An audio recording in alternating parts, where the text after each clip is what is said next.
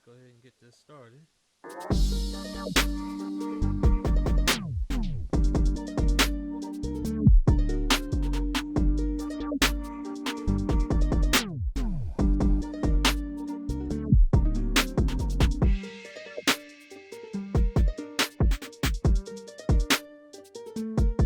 Welcome to the BOREDinDE podcast. And now your host, Tucker.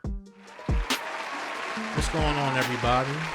Thank you for tuning in. This is Tuck. Got my co-host Jarrell, and we got Miss Shana Shayne. She said that's her name from How Dale y'all State. doing? How y'all feeling? Yes. Oh, we feeling fine. We feeling fine.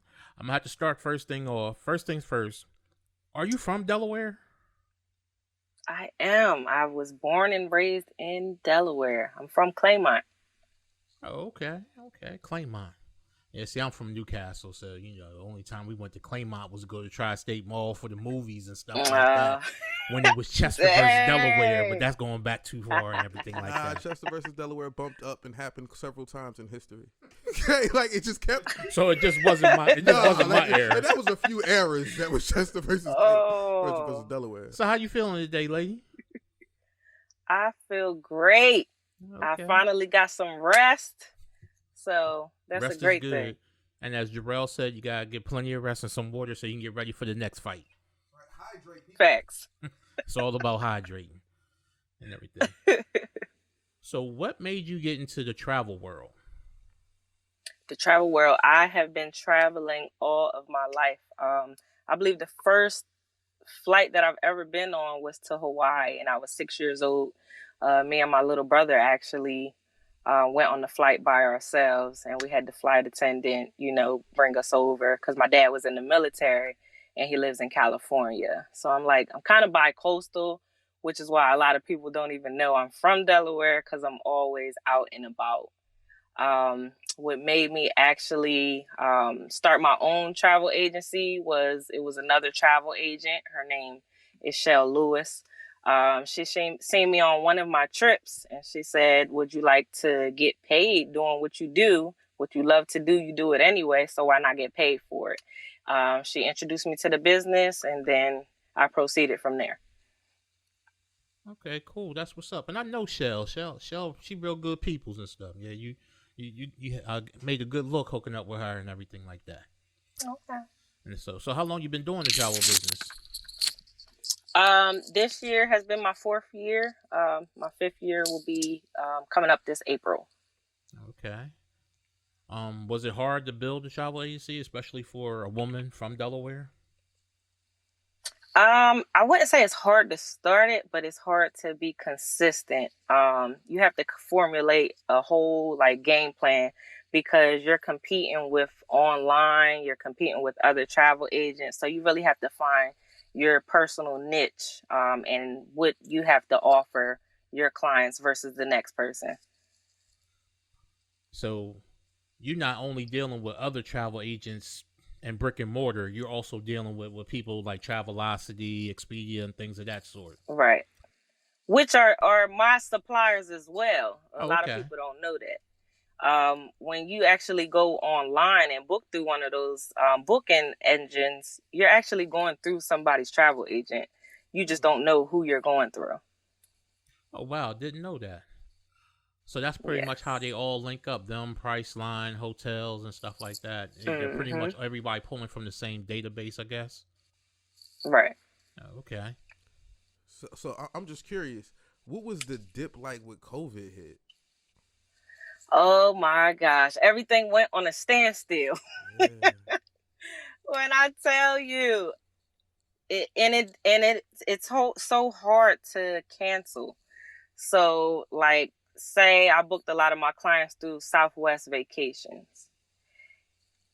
In order to cancel, you have to let them know that it's for COVID. Why? Was it because of a cruise cancellation? Me letting the customer know when they'll get their refund back was damn near impossible because they didn't know them themselves. So they'll be like, okay, we can hold their money here and then they could contact us back. We'll give $600 in credits if they decide they don't want to cancel. It may take 6 months to a year for them to get the money back. It was chaos. Oh, I know people But wasn't luckily for that. yes. No, not at all. And they're coming to me. I'm like, I don't got your money. I don't know what to do. But luckily, I believe probably 98% of my clients, they didn't cancel. So they're doing a trip for next year. And they get credits and stuff like that. So it was definitely worth it. But yeah, it was total chaos. Total chaos and mass confusion. Mm-hmm. But it's got to be cool being a travel agent because, one, you must love to travel and you must travel a lot.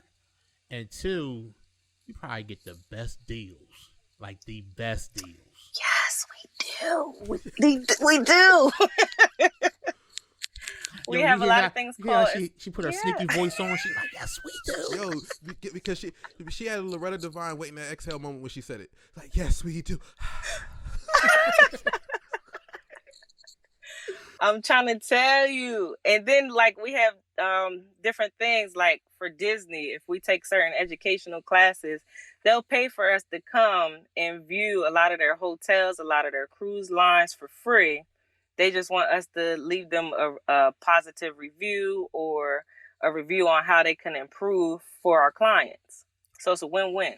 So Disney's paying for you to come down, check out their hotels, so you can be thorough in your referral to some of your clients and kind of give them a fluff piece, pretty much. Yes. Well played, Disney. Listen. Yeah. Man. She got me thinking about career change. It's like, hold on. Listen, I understand how you feel about Goofy, so go ahead, just write something up about him. Come visit him, snap. all right? The princess will be there too. We'll have Mickey around, a little soiree, huh? And then you go ahead, write something up. Y'all are too much. Now, Jarrell did tell me outside of doing travel, you're also the COO of a local business called The Venue. Yes. Oh, tell us a little bit about that. So I am the chief operating officer of The Venue and The Venue 2.0. It's a venue hall that my cousin is actually the owner of. Her name is Aisha Watson. And she has me running the venue. So we're running it for baby showers, weddings, corporate events, pretty much everything except for teenage parties. Yeah, you don't want them tearing your spot up. And is it called The Venue? Yes, it's called The Venue. Okay, and where's the location? 2409 and 2411 Lancaster Avenue. Oh, okay. Across from the cemetery. How you gonna plug it like that? He was just looking for landmarks. He focused on the I was wrong looking things. for landmarks. But you know what? You know what? Say next to Enterprise, something like that. Oh, it is Enterprise there. Right before the hill. Yeah. Right before the Fenny Bridge. There you go, right before the hill. Yeah, this is crazy. It's terrible. No, listen. It's honest. Okay. Look, I'm sorry. I ain't mean to plug it like that, but my boy KG DJ's there, so I went there a couple times to check it out. It was nice, everything. And the bathrooms was clean. It's rare to find a spot where you got clean bathrooms, even in COVID. So I salute you guys on that, because the bathrooms was clean. Okay. And I like how you guys have other vendors there. That somebody was there. We want to support other businesses, some other products and stuff during the show, and I thought that was cool there, because most people, they just want to get all the money. They don't want to try to get the community involved. They don't want to try to get their peers, their brothers and sisters involved. It's like, I want all the money. You can sell your stuff from the truck, but they were in there, set up tables. The tables were set up nice and everything. It was really a nice spot. And so, thank you. I appreciate that. No doubt. So hopefully that'll cover up that graveyard mark. But my girl loves karaoke, so that's like a spot that if I'm not too tired and too lazy, we'll hit up and everything. Because I'm a little older now, so I don't like to shut the party down. She'll go from the beginning to the end. I'm sitting there like fighting sleepy man, talking about one more person see me yawn in this place, they're gonna offer me some coffee. Yeah, I seen you in there. I was like, did? when he gonna get on the mic? Yo, Tuck, you ain't see her in there when you was in there? You should have saw her when you had to walk past her, right? This ain't the why. Yeah, I was right up in there. I told you I am a nobody. Jeez. Now, you know what it is? We get so overwhelmed at your beauty, we don't want to stare because we don't want to make our significant Here others we pissed go. off. So it's kind of like we just give you that quick glance like that. And just keep it moving and everything. So he had to hit the shuffle. He was shuffling past. He saw you. This is terrible. But that's what's up. So you actually got 2 businesses. So I see why you said you needed some rest. You must be busy around the clock. I need a lot of rest. It's more businesses than that I run. I have a quick question about that. So, was it difficult, or is it difficult to get all the vendors together? I've seen before, where, like, you'll post on Facebook and you'll just say, "Hey, I got this going on. Who can do this? I might need kids' lunches. Who can all support?" Because you'll do different types of events there. But like, and you'll see like something like that. Is it difficult to get all the vendors together on one accord? No. A lot of people they just reach out to me. Even if like I can't find somebody, I'm well connected, so I'll hit my boy up or my homegirl up. They know somebody. We're gonna find somebody. So it's not hard. So you a nobody and you the plug at the same time? That's crazy. Some of the best plugs nobody knows. That's why they the plug. So now we get it. We get it now. Yeah, they don't nobody knows me. We get it. She that Homer Simpson meme when you be drifting back in the bush. You know I'm here, but I just drift back in the bush. That's what's up. Y'all crazy. Yeah, but we have karaoke and Taco Tuesdays every Tuesday, so y'all need to come through. We also collaborate with other venue halls such as the Win Factory and Catch 22. Okay, yeah, cause Catch 22 was definitely our hangout for a while, but COVID, kind of shut them down. We waiting to hear if they're gonna come back or whatever, because the chef knew what I want. I come in there, he be like, "Oh yeah, you want the double bread with the crab dip?" Like, yeah, go ahead and bring me the double bread and the crab dip, because that was my thing. Like that would make me happy, because I'm not into karaoke, but my girl loves it. So I'm her man. I gotta go, support her and let her, mutilate songs that I grew up loving and stuff like that. But man, I was there for the food. Mutilate. I'm telling her. I know her, right? I'm gonna tell her this. She already knows this. No, he's told her. Don't let none of this. Oh, he's told her. Like, this ain't. And she has cussed me out several times for it. So okay. Yeah, we good. We good. But I keep forgetting, man. It's 2020. These black women sticking together. She's like, oh no, you're not gonna be talking about my sister like that. And wait till we get off this. Yeah, I don't know if you caught it, because it was when she paused. She said, "Mutilate." Did he just say mute? She was processing to see how deep she was gonna go with it. She was definitely processing like, he's using words like mutilate. I gotta watch. I could have said butcher. Yeah, that was harsh. I gotta watch. Damn. Clearly, Now, but for the most part, I'm starting to find enjoyment in going. And one thing that KG always says, we definitely gotta get him up on the show on the podcast. But KG always says, the more you drink, the better you sound, and he ain't lying. Cause there's been times I've been bucked up and them people been singing. I'm like, Gladys ain't got nothing on you. I'm sitting there chilling. Yo, you crazy. That's that liquor. And see, I drink whiskey, so 3 or 4 shots, and I'm gonna tell you where the slaves reside. 3 or 4 shots and some double bread crab dip, baby. He gone. Yeah. G ain't never gonna let me live that down. No, I'm not. Oh man. But like when we was talking off camera, it came to me that one of your focuses is to connect Black and brown businesses. How's that working out for you?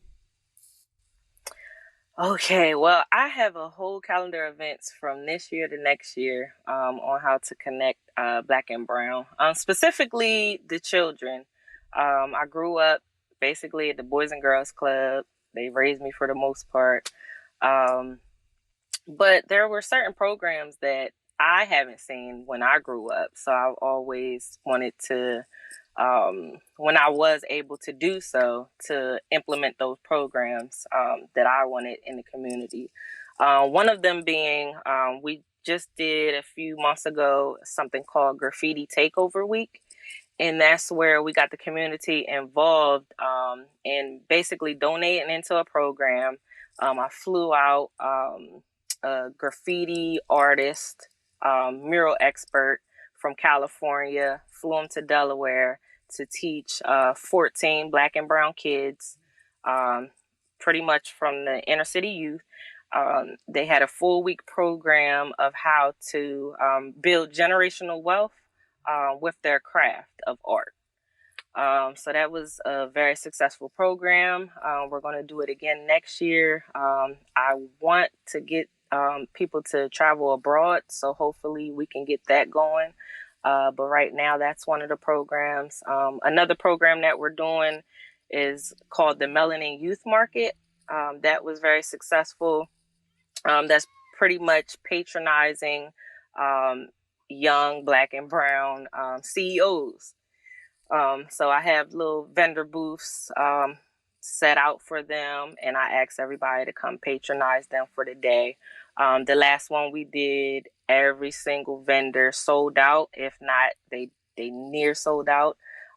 We're doing that the day after Black Friday for part 2. I mean, there's a lot of different programs that we're doing. Sorry, I'm getting distracted over here. I'm in an interview. Okay, thank you. Them panhandlers be rough, don't they? Them panhandlers be rough. They be like, oh, she in the car. She talking about she got money. Shrimp, I'm in the interview. No, that's her people. Hell. What's that? Huh? Yeah, give me some shrimp. Thank you. You heard it here first. I'm in a podcast right now. She made a food interview. That's a fact. Listen, just throw me some of the Ziploc. It's good. Like I'm good. I only need like 4 or 5. Like we do know she is the plug. Like, that's a fact. Somebody selling some shrimps. They probably them prongs and they probably real cheap. So yeah, you go ahead. Y'all need to stop. Yeah, the kind I just need. Give me a Ziploc full of them, like you brought from your mama house. The kind, like I don't even need a whole tray. Shoot, that's right how we now. be feeding my nephew with the leftovers. We used to give him Tupperware. He take forever to give it back. We just put everything in Ziplocs now. He's like, cool, Unc, I just throw it in the microwave and eat it out the bag. I'm like, what kind of homeless shit are you on? Oh, but, man. I didn't get down though, but sorry about that, y'all. Nah, it's cool. But real quick, you were talking about, how you reach out and you get other businesses and everything to help. Now, when it comes to our people, it seems like we judge each other way more harsher than we do other businesses. Like other businesses, they could walk on us, they could tell us they don't want to deal with us, and we still running to give them their money. Black or brown business make one mistake, like they put too many items in one bag, you already on social media talking about, oh man, Black people can't do nothing right. They always messing stuff up and everything. And I know with you running 2 businesses, I know you come across somebody that might be like, they might have went to the venue on a bad night. Maybe it was raining, the floor was a little slippery or whatever. They came talking about, floor, that plumbing must have been messed up. The floor was all slippery and stuff. You know how people just exaggerate. How do you deal with that? Like, how? I mean, you can't please everybody. So I just keep it moving. If it's something that's justified, I'll make changes. But other than that, what can you really do? Yeah, you could tell them to shut the hell up, but yeah, Chuck, that's the best customer service option. We're not coming back there. Now, besides being able to travel and get the great perks from your first business, what was your inspiration and motivation to like get into that? Because I know sometimes you got to have down days, and if you really don't have a plan, a down day can make the difference of you staying in business or getting out of the business. How does that work with you? I do a lot of yoga and music meditation. That's all I do. No, but I pretty much, I do community work. So I helped to formulate a business called Sisters Supporting Sisters Foundation, which is a nonprofit. and that's basically how I don't know. I would take it that yoga does help a lot because with me, I have to always count to 10 before I say something when I'm heated. Because if I don't count to 10, Yeah. I'm going to say something and mess the whole script up. You know, I might ruin friendships, relationships, whatever. Because I'm real quick, and being a photographer for like... You don't have a filter? Yeah. Man, this nigga Quick Draw McGraw, he ready. Like, this nigga's ready. Oh. G and I have worked together for a while, and he's seen me kind of mature and ease back a little bit, but I was a piece of work before. Yeah. Go ahead and tell her about it, G. Tuck was the type he could have a customer on the phone, put that customer on hold, slit somebody's throat verbally, get back to the call like, okay, thanks for holding. Okay. Meanwhile, somebody crying in the corner. Like, he was good at it. So sometimes when you're dangerously good at stuff like that, it just becomes like, that's what I do. So like now he's like nice. He got a girlfriend and stuff. So he's not as like violent with his words. Like, but he used to, and then he know he got hands. She mellowed you down. Got mouth that know he got hands. He wants you. I dare you, right? Like, you're not gonna try. So then, like, so he was literally moving with that kind of arrogance. Like, I wish you would say something. You ain't gonna say nothing. Yeah, I've been called the Broad Street Bully, Delaware Debo, all sorts of crazy stuff. Yeah, well, I mean, I'm like, it's like that. When years ago, I was the type that I would just, okay, man, we ain't gonna sit here and talk and size each other up. We fighting or not? And as soon as they start, bam, then it's over. No. But that's after he said something already that like insulted your pride, made you feel insecure, made you feel like he went for the jugular first, right? And then stepped back like, come on, what you gonna do now? like you really gotta hit me because of what I said to you. But it was good. Yo, this supposed to be about her, not me. Keep on. This is interesting. Shoot. Tell us more about the Sisters Foundation. I got to switch the subject. Messing around with him. He gonna have people looking at this tumbo. Yo, I knock big man out. Man, this same niggas was sleep 10 years ago. Go ahead, man. So the Sisters Foundation is the nonprofit you were just telling us about. Yes, it is the nonprofit. Now, is that nonprofit you started, or you joined in with somebody who already started that? No, I'm the director of business development. Okay. It was me and it's 3 others, so it's 4 of us. We call ourselves the Fab Four. We put this together. The Fat Four? The Fab Four. Fabulous. Did you say the Fat Four? All I heard was Fat Four, and I'm sitting here like, she don't look all that big. Maybe a PHAT. I don't know. Yo, this is he's burning on me the whole time. So yes, it's Shar, another girl named Shayna, and another woman named Tawana. We are the Fab Four. Basically, the reason why we put this together was me and my homegirl Shar. We were going through some things, so we started walking. So we started at the riverfront, and we thought we was only going to walk for like 2 miles, but then we started talking. It just felt good. We went all the way to Battery Park. I think it was like 7 to 8 miles long. And we was like, you know what? We need to start putting this together because it definitely helps with anxiety. And, you know, a lot of people don't talk about anxiety in the Black community. So we was like, wow, this could be something huge, actually. I put the word out. We had like 30 people come. We all walked, did the same exact walk. We was like, yo, we're going to start doing this every week. We're going to call it an anxiety walkathon. Sisters supporting sisters, all Black and brown sisters supporting each other. So we started doing that for a few weeks. Then we started getting into Black Power brunches, teaching people how to play tennis, just basically support groups for women. Yeah, you got that, because the moment you said, oh, we started off down the riverfront and then in Battery Park, I was like, nah, that's a hike. That's a concrete jungle hike.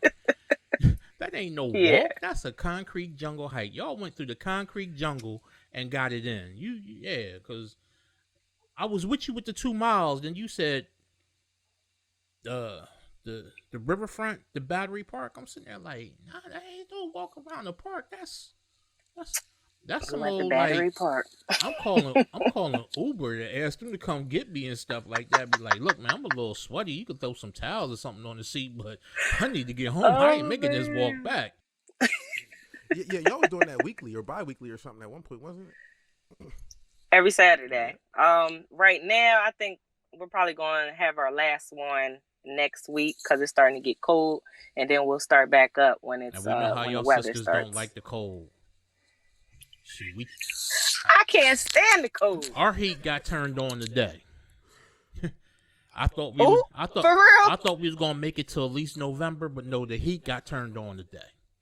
It got turned on, and I don't have no say in it. Yeah, it's miserable. I don't have no say in it. Why you don't have no say, Tuck?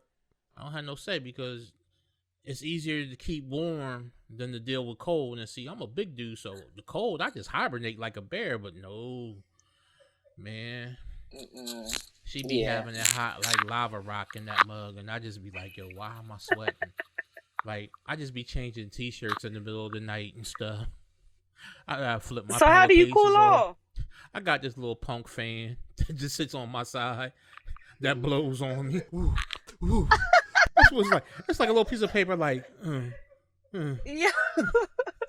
And I just be sitting there thinking cool thoughts and everything. Like, Tucker, man, you cool. He like a runaway slave in the other house. It's okay. They say we gonna be free soon. Master, I want to come back in the house.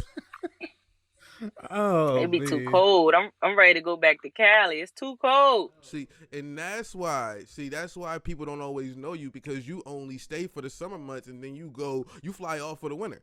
That's a fact. Now one thing. Yeah, I used to live in Cali for years. They got good weed out there. That's the best weed in the country. Can't take this nigga nowhere. The best weed in the country comes from Cali, bro. I'm telling you. Is that where you're going? Who, me? I ain't going to Cali. So, where you get your stuff from? See, there we go. We're going to talk about that off camera. You know. All I'm going to say is 3 phones.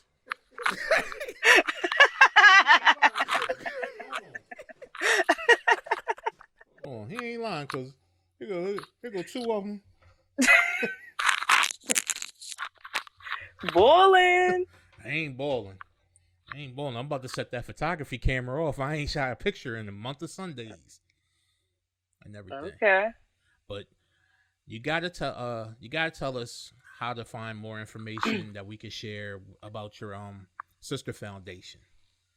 Because I just knew of your Instagram page for your travel, but I didn't get a chance to get the other links. So definitely, take a moment, go ahead and plug that in for us, and tell people, how they can find out more or who they can contact and everything about that. We made it very easy. Everything's on our website, sistersfoundationd.com. You're able to become a member on there. You're able to do the Sisters Pledge. We'll have our activities and events coming up. I need to put a plug in. Can I put a plug? You sure can. Okay, so for Halloween, we're having a trick-or-treat event for the kids where we're giving out school supplies and candy at the riverfront in front of Timothy's. We're teaming up with DJ Tim Dog with that. We're also having a day of transformation. It's going to be at the venue hall, where we're going to have an elegant dinner for Kwanzaa for 100 homeless. They're going to be homeless in transitional homes. We want to help them get back on their feet, provide support for them. A lot of people in the community are donating clothes. We need people that are willing to donate their services as far as barbershops, hair salons. If anyone has any showers that they can lend out. I don't know who to reach out as far as bus transportation, but we do want to actually transport them there, get them showered, fed, like something really nice and elegant. And we want to start doing this every year. Okay, that's what's up. So definitely get that information to Jarrell, and we'll put that on the site. But actually, I'm friends with Tim Dog, so he hit me with the flyer. So I actually have that up on the site. Well, I'm going on and down Timothy's and everything, and my alter ego will be there. Yeah, cause I have. Yo, you say the word nigga quite often. Like I'm noticing, it's like you just do stuff, and I just be like, "Who, me?" Yes. At least you're saying it with the A at the end and not the E-R. Absolutely. Like as I was saying, I have an alter ego. He comes out around this time of year, and his name is Chubby Chiba. You know, we kind of favor, but he got a big afro, wear bell bottoms, and got these cool psychedelic glasses. And he probably will be hot. He probably will smell like Jakar and weed. That's a very specific at the kids' event? He may smell like Jakar and weed. maybe more. Maybe more Jakar.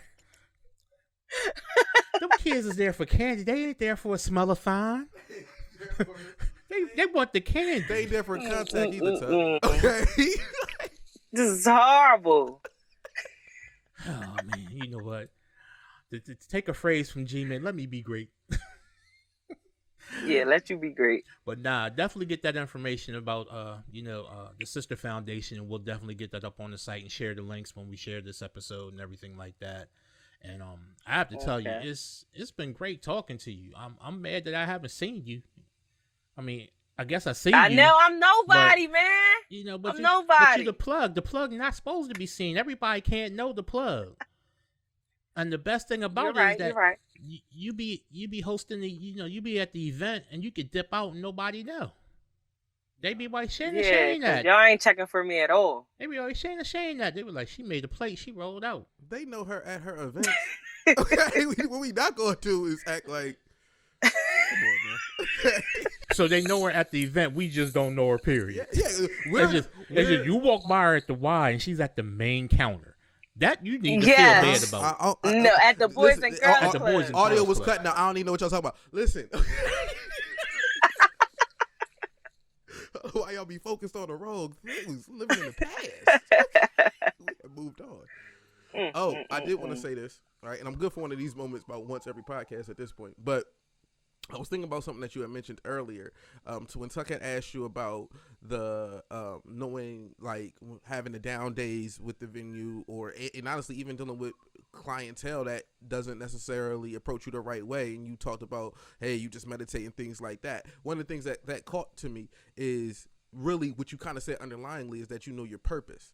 It was one of those weird things that I just kind of picked up on, but because you're like, listen, it don't really hit you the same, because I think a lot of the things that you are doing, you said you do for the community. So because of that, when people when the financial feels like it's a little nervousness, like, all right, I don't know what's about to happen here. It's like, but you know what you're doing is bigger than you. When you start to, like, this minute you mentioned, entrepreneur classes for the youth and a youth market. By the way, for me, these are things that keep kids off the street. These are things that stop kids from selling drugs, from moving guns, from doing all that stuff, because it still puts money in their pocket. They still get to feel value and get to feel important while not putting themselves in a position to be in danger or in jail. So, like, I ultimately definitely salute that. And I think kind of having that purpose as a bigger picture, even with the Sisters Foundation and, all the uplifting things you're doing, I think that kind of supersedes a lot of the negative moments that could even happen, because you know that what you're doing is bigger than all of this. Yo, see, that's why I love G, because G will give us that SNL monologue at the end of every podcast. He'd be like, yo, because, I'm so busy talking to you and everything like that, trying to make sure, I keep you entertained and everything like that. G back there like the mad professor, and he'd be like, okay, we got to wrap this up, but I noticed that. And then he get the stuff out there. I know people look at this podcast and be like, yo, big dude funny, but yo, the one in the hat, yo, he got that wisdom. He got that wisdom. Y'all heard of Michael Eric Dyson? Yeah. Yeah, you just gave me that moment. Right. Right. Like that's going to be its own clip on the podcast. This is going to be like, all right, G, go ahead and wrap this up. Well, what I gathered from here is it just goes all in and everything. Y'all just gonna talk about me like I'm not here. Okay. I do that all the time. As a matter of fact, quick little story about me and Oh G. man.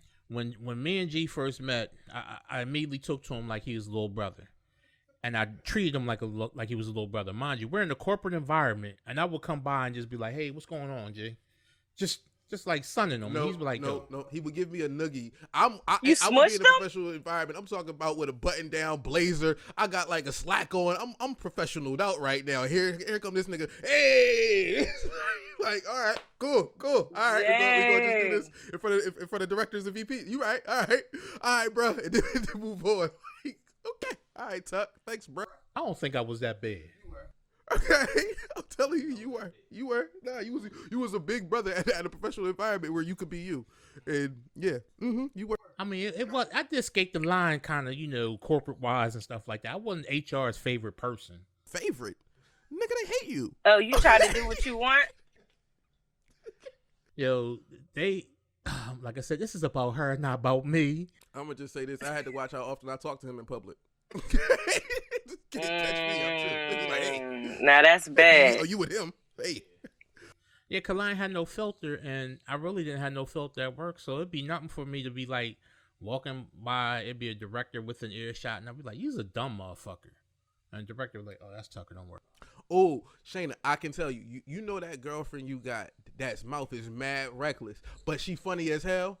So, like, you would watch where you would take her because you know how she get, but you always gonna talk to her because she funny as hell. Okay, meet Tuck. Oh, that was him. Yeah. Oh yeah, that's Tuck. Mm-hmm. Dang. Well, ladies and gentlemen, thank you for checking out this episode of the podcast.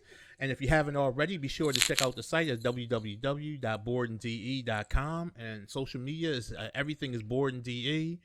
We got our store open, so we got t-shirts, face mask, and we got shot glasses. I would show you one now, but that's what I got my weed in. But I didn't want to put that on the screen and everything like that. You see, it's right there. Please don't. Not when I'm on here. Yeah, I ain't gonna do that. But I know you saw it when you came in, didn't you? Didn't you? Okay. Shana Shayne, it's been real great doing this with you and everything. I thank you for taking your time out and making the sacrifices because you want, we need you to have headphones on so we didn't have to work with the audio so much. So you sat in your car, you got offered some shrimp.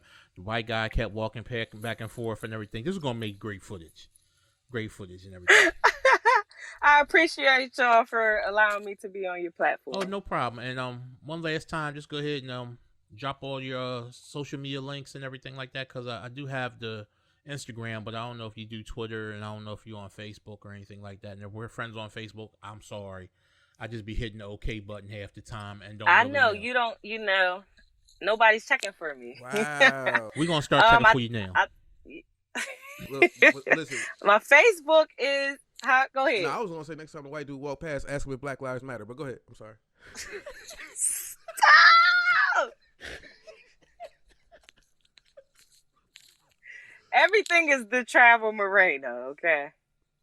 TheTravelmorena.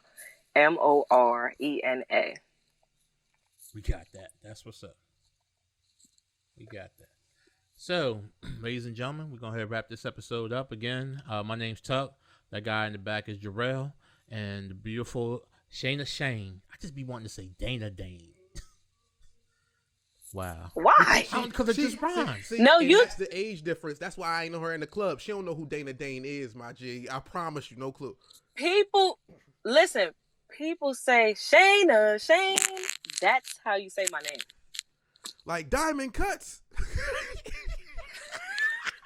Like Flavor Flav. That's how they say Shana Shayne. Oh, man. I can't. Whew. Hey, everybody, man. Thank you for checking this out, man. We're going to go ahead and log off. Y'all going to have a good night. Peace.